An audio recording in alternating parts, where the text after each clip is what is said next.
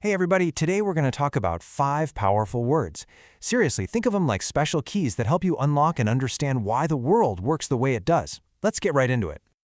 So think about it. You've got rules at home, rules at school, rules for just about everything. Well, these 5 words are going to give you the power to really talk about those rules, to figure out why they're there, how they might change, and, whether you think they're even fair in the first place.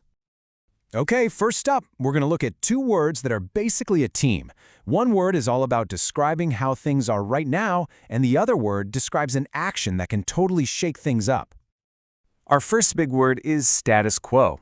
I know, it sounds a little fancy, but all it really means is the way things are right now. It's like taking a quick snapshot of a situation before anything new happens.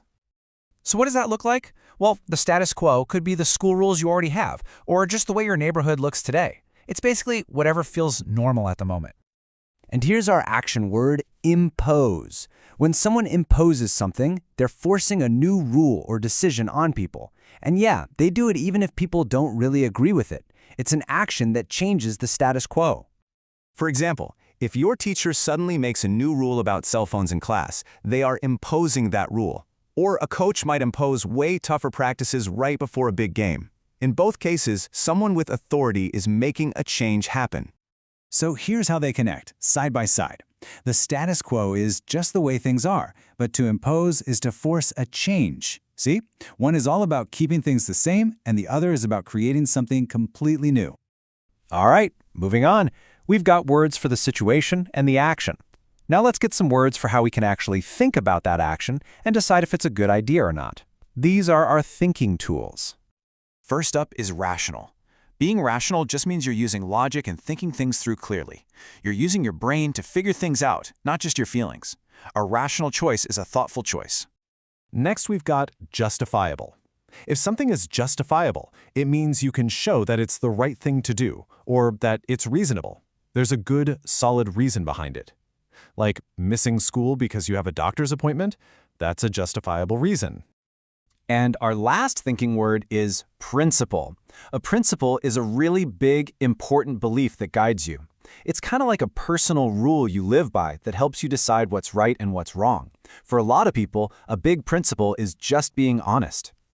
This shows exactly how a principle works. So let's say your principle is honesty, and the situation is you've got a huge test. Well, because of that principle, your action is simple. You don't cheat. Your belief helped guide what you did.